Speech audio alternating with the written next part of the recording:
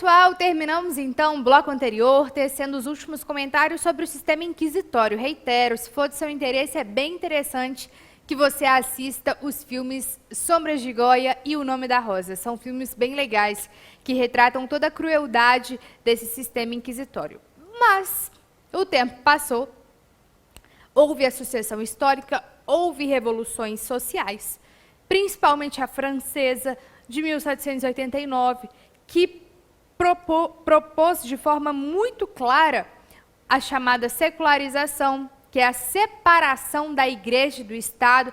Então, o Estado ele tem que ser preferencialmente laico, né, para respeitar todas as crenças e todas as ideologias sociais. E aí começou-se a pensar numa ordem efetivamente democrática, em que o povo não é mais súdito do Estado, e sim cidadão. O Estado ele governa para o povo e não o povo está a serviço do Estado.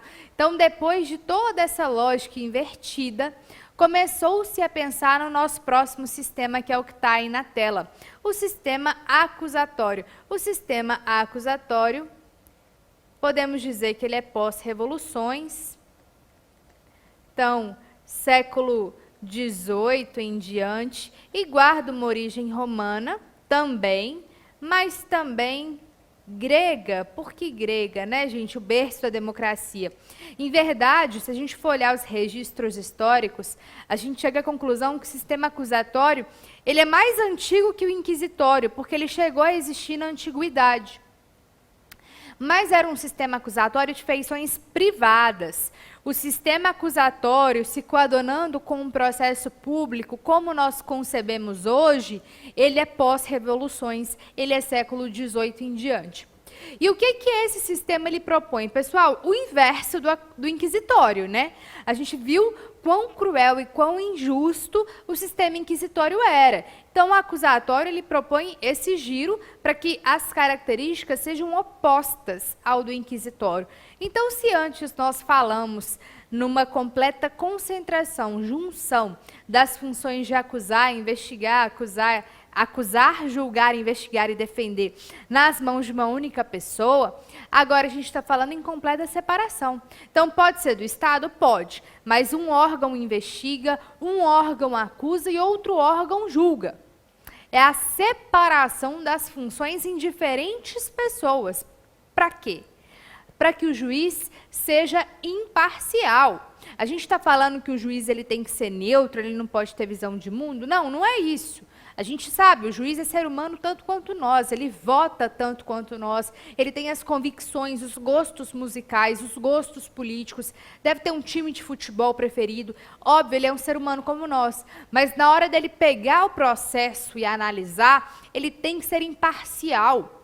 Ele não tem que estar predisposto a uma condenação ou a uma absolvição. É por isso que as funções de acusar, investigar e defender estão na mão de outras pessoas. O juiz, para julgar, ele não pode tomar partido para nenhum lado. Ele tem que ser imparcial. Então, por isso, essa separação, tá, gente? Ainda, o processo ele tem que ser oral, prevalece a oralidade, o tempo de debate. Ele é público. E por que ele é público? Porque na democracia, o detentor do poder não é o povo. Pois é, então o povo ele tem que ter mecanismos de fiscalizar o Estado. E se o processo é público, o povo tem nas mãos um excelente exercício, uma excelente forma de saber se está havendo ali um processo justo ou não.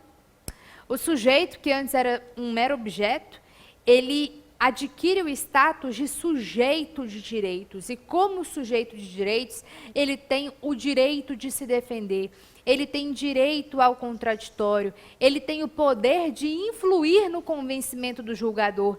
E o julgador ele só vai condenar se todo o substrato, se todo o arcabouço probatório ali no bojo do processo for suficiente a uma condenação.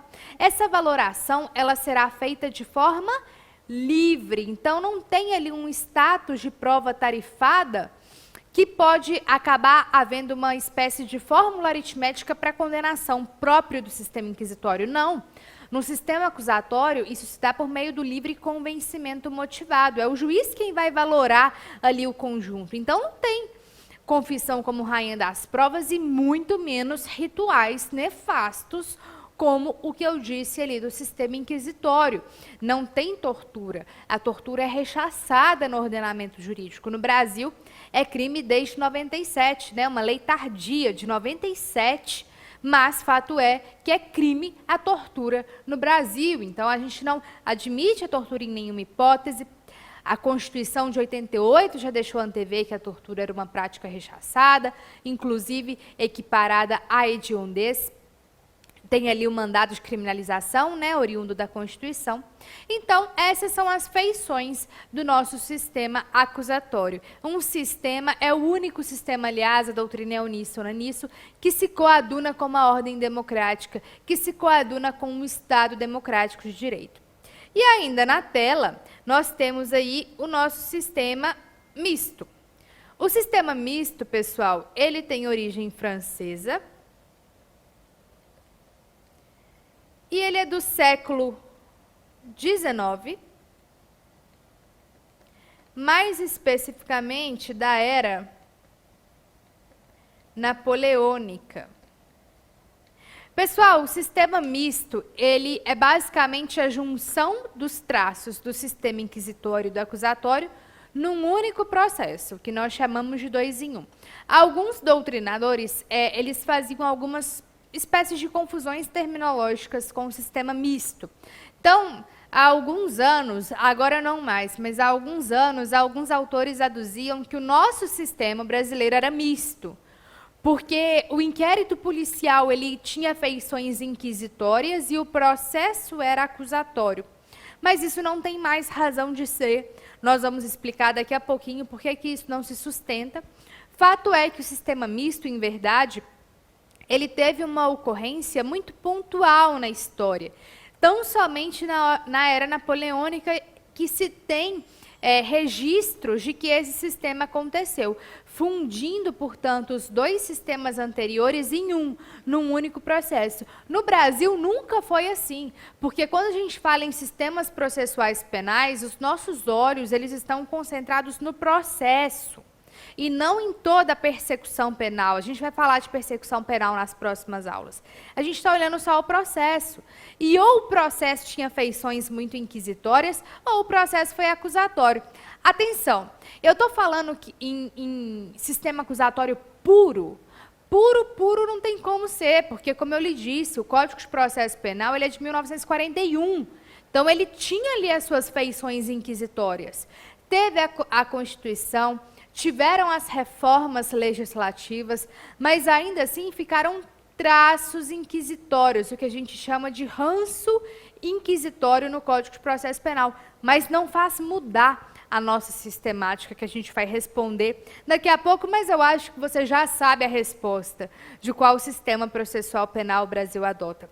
Antes da gente responder a essa pergunta, eu vou fazer com vocês, pessoal, um quadrinho esquemático para que você, no seu caderno, quando você for revisar, você já olhe essas palavras-chave e já consegue se lembrar da sistemática de cada sistema aí, do inquisitório, do acusatório e do misto. Vamos começar a escrever, então, a começar pelo sistema inquisitório.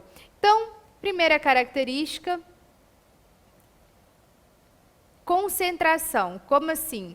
As funções de acusar, julgar, investigar e defender eram feitas numa única pessoa, portanto, concentração das funções.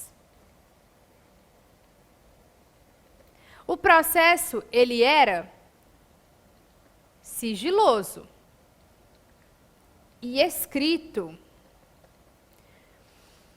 A confissão era a rainha das provas. Se a confissão era a rainha das provas, o sistema que imperava probatório lá era o sistema tarifado, ou seja, a condenação era uma fórmula aritmética. Teve a condenação, teve a confissão, teve a condenação. Sistema tarifado de provas. Você saberá melhor sobre esses sistemas probatórios na aula de provas. O réu, ele era um objeto de direitos, um objeto do processo. E não havia ampla defesa e contraditório.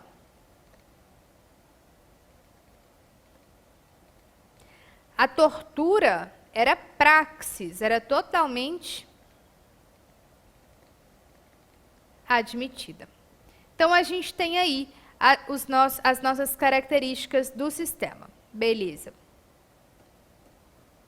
Eita. Trocar de cor. Pronto. Veio o acusatório e propôs o oposto do sistema inquisitório, certo?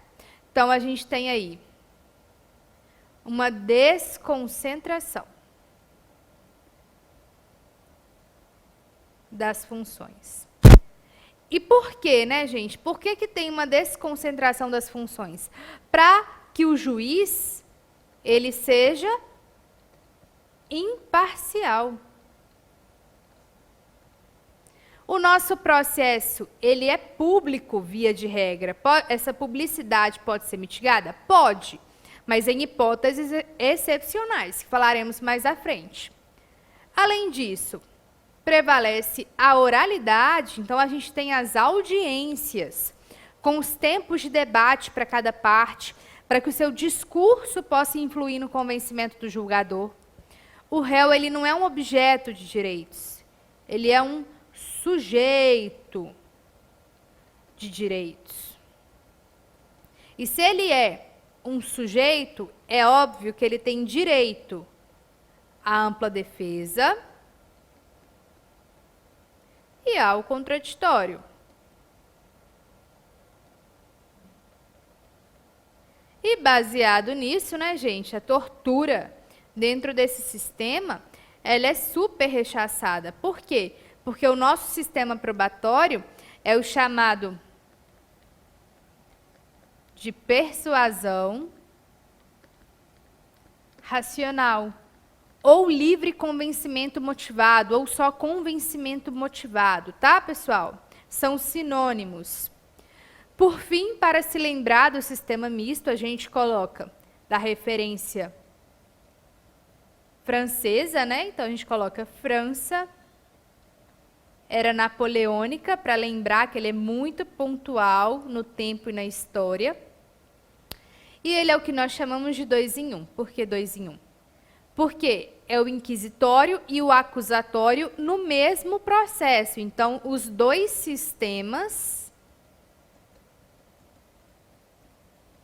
em um único processo. Certo, pessoal? Espero que tenha ficado claro, que esse quadrinho tenha ajudado você a entender as características de cada sistema. E agora, a gente tem condições, acredito eu, de responder a essa pergunta que está na tela. Qual o sistema adotado pelo ordenamento jurídico brasileiro? Pessoal, a gente já falou, já fez toda a retrospectiva histórica, falamos da importância da Constituição, né? Quando você estudar em direito constitucional, o neoconstitucionalismo, você certamente poderá ter uma dimensão bem melhor da importância de uma Constituição nesse período neoconstitucional, de como que ela se irradia pelo ordenamento jurídico, pelas disciplinas, promovendo seus influxos, fazendo com que, de fato, nós tenhamos uma ordem constitucional vigente e que é ela quem está sobre as nossas cabeças. Então, as normativas, sejam anteriores, sejam posteriores à Constituição, têm que se adequar à Constituição e não o contrário. E se a nossa Constituição ela propõe um Estado democrático de direitos, se ela trata o réu como um verdadeiro sujeito de direitos, com ampla defesa, com contraditório, rechaçando a tortura, falando de um processo público, falando da importância da fundamentação das decisões judiciais, obviamente que nós estamos falando de um sistema acusatório. Por que que o sistema acusatório se chama acusatório?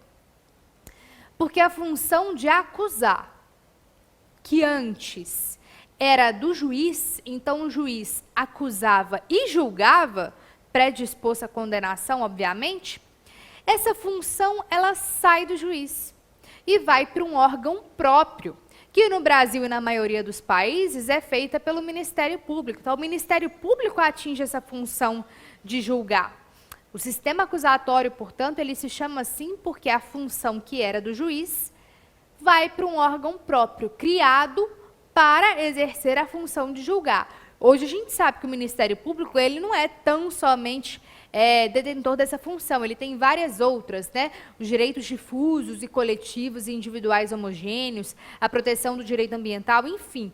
Mas, inicialmente, ele foi criado com a função de exercer o papel de acusação no processo penal. Por isso o nome sistema acusatório.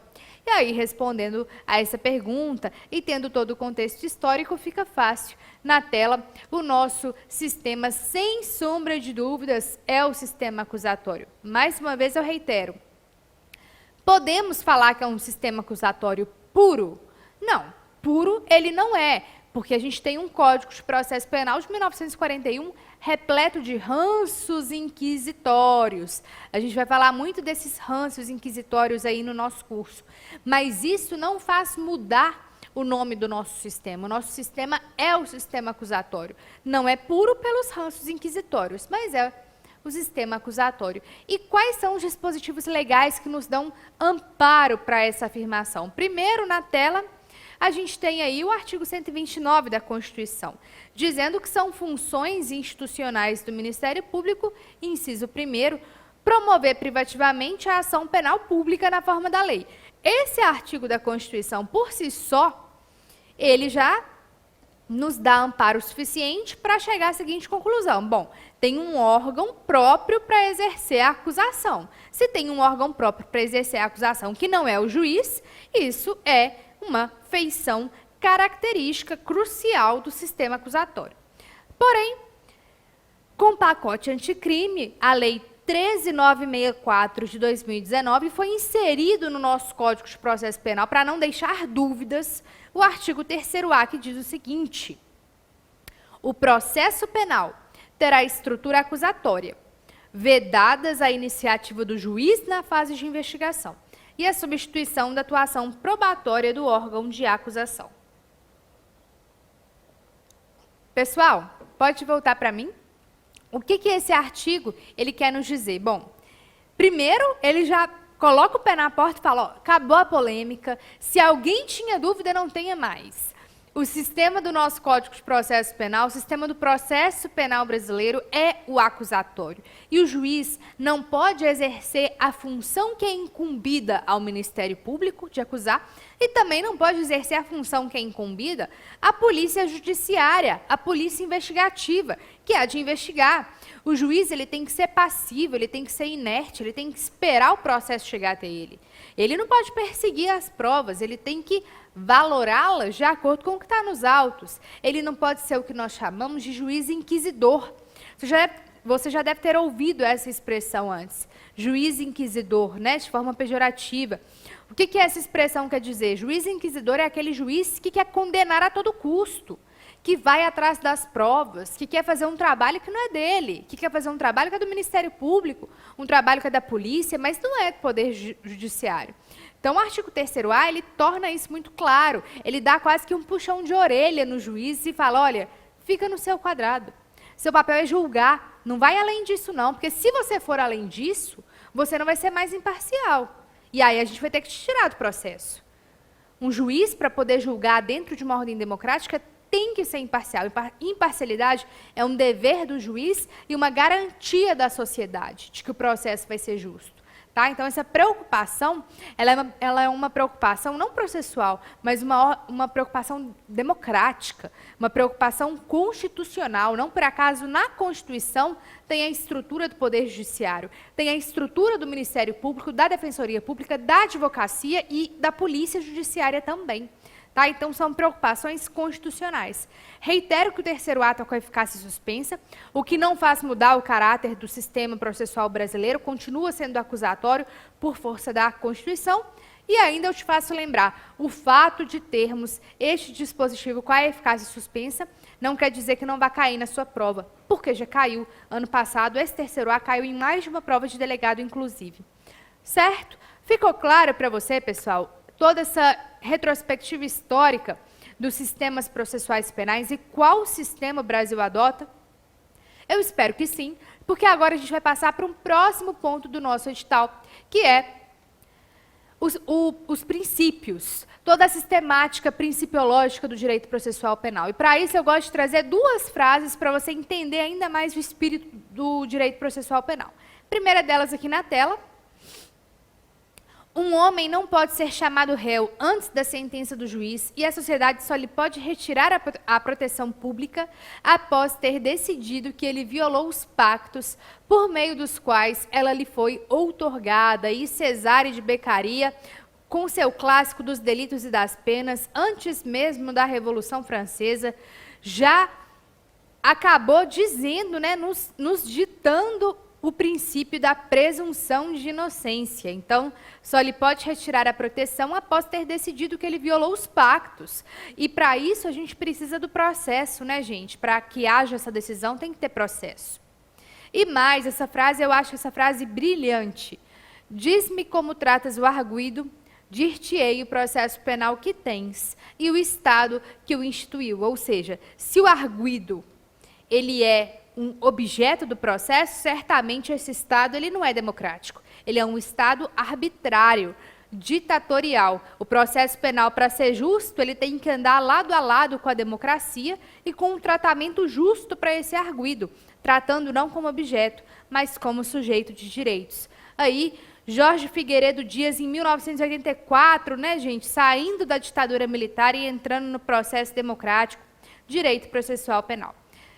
E aí, agora então, nós falaremos sobre os princípios constitucionais aplicáveis ao direito processual penal. Lembrando sempre desse contexto neoconstitucional que você estudará em direito constitucional.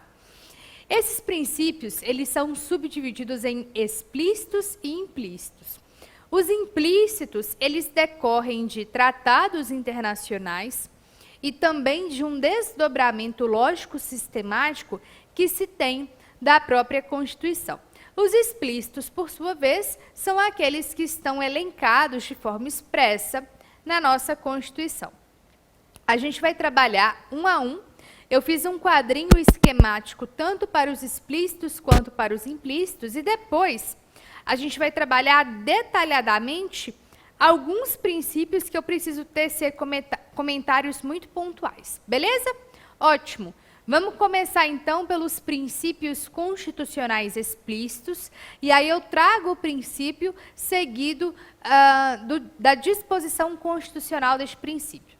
A começar pela presunção de inocência, que está lá no artigo 5º, inciso 67. Ele também é chamado de princípio da não culpabilidade, e nós falaremos sobre esse princípio um pouco mais à frente. Então, por enquanto, fique aí só com a disposição constitucional, que a gente vai detalhá-lo daqui a pouquinho. A igualdade processual, pessoal, que está lá no artigo 5º, caput da Constituição, ela pregou aquilo que nós falamos sobre a paridade de armas.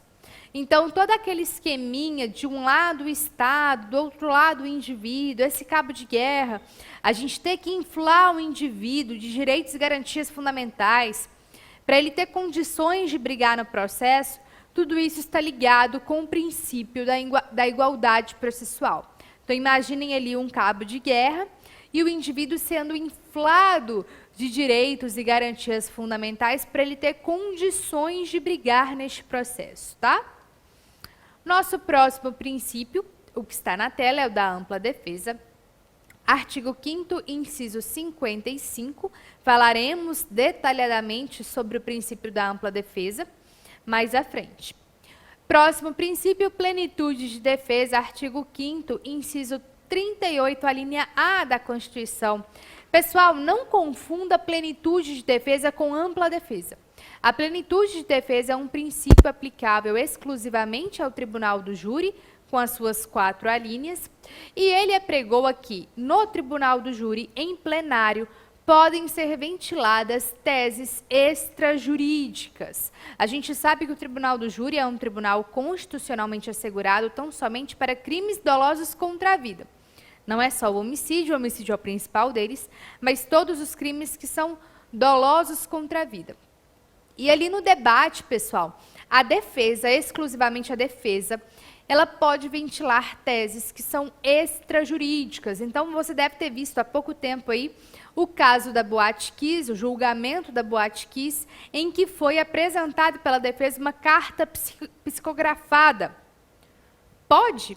No tribunal do júri, pode. É uma possibilidade, essa ventilação de teses extrajurídicas. Se vai convencer o júri ou não, aí é outros 500. Mas que pode se utilizar dessas teses como estratégia defensiva, isso pode. E aí, linkado a este assunto, pessoal, recentemente, no ano de 2021, o Supremo Tribunal Federal decidiu ser inconstitucional a tese da legítima defesa da honra nos crimes de feminicídio, porque isso viola a igualdade de gênero e a dignidade da pessoa humana. E os processualistas, quase que à unanimidade, criticaram essa decisão do STF porque estava violando a plenitude de defesa, ou seja, estava limitando ali uma esfera argumentativa no tribunal do júri, o que não pode ser feito, porque a nossa Constituição apregoa a plenitude de defesa. Claro que o STF fez isso com a melhor das intenções, né? A gente vive numa sociedade extremamente machista e é inconcebível que alguém seja absolvido no tribunal do júri sob o pretexto de que ele estava defendendo a sua reputação. Ele mata uma mulher para defender a sua reputação. É claro que o STF fez isso imbuído das mais diversas razões. Só que o nosso STF, ele é uma corte constitucional, ele não é uma corte moral, ele não é uma corte feminista.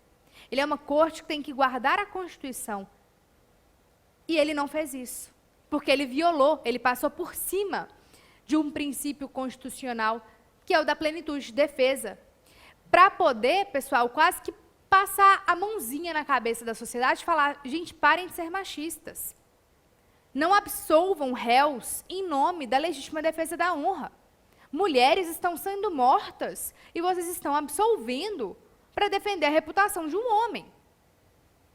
Isso é moralmente absurdo, mas juridicamente falando não deveria ser feito. Não deveria impedir dessa pessoa usar essa tese em plenário. O que deveria acontecer num mundo ideal é que os jurados não se deixassem convencer por essa tese. Agora, que ela poderia ser ventilada no tribunal do júri por força da plenitude de defesa, isso poderia. Seria risível, né, se a nossa sociedade não fosse machista. Mas, absurdamente, inúmeras absolvições foram feitas sob o pretexto dessa legítima defesa da honra, que o STF, no ano passado, falou, ó, acabou o show. Legítima defesa da honra não pode mais ser ventilado no tribunal do júri, violando um princípio constitucional. Mas temos aí essa decisão, certo? Então, não confunda plenitude de defesa aplicável exclusivamente ao tribunal do júri, com a ampla defesa, que a gente vai falar de forma detalhada mais à frente. Certo? Temos aí o nosso próximo princípio para a gente fechar esse bloco. Princípio do favor rei, previsto no artigo 5º, inciso 67 da Constituição. Aliás, 57 da Constituição. Pessoal, o que o princípio do favor rei ele nos dita? Ele é um postulado, ele é um supraprincípio. E ele apregou aqui em situações lacunosas ou omissas do nosso ordenamento jurídico, ou seja, quando a lei não for insuficiente, né, quando a lei for insuficiente para apresentar a solução para aquele caso concreto, então, isso tem de ser decidido em favor do réu. Não estou falando só do julgamento do juiz, não. Toda e qualquer situação lacunosa tem de ser decidida em favor do réu. O indúbio pro réu, na dúvida absolve, é um filho do favor rei. Mas o favor rei é muito mais amplo do que isso. É para toda e qualquer situação processual penal lacunosa em que tem que se decidir em favor do réu. Tá? Que é um exemplo, quando tiver empate em turmas que estão ali julgando um recurso, um habeas corpus, e aí está 2-2, né? No STF tem muito isso, a primeira turma empatar, ficar 2-2, e não tiver um voto de desempate, esse julgamento será decidido em favor do réu. Um exemplo aí do nosso favor rei. Certo?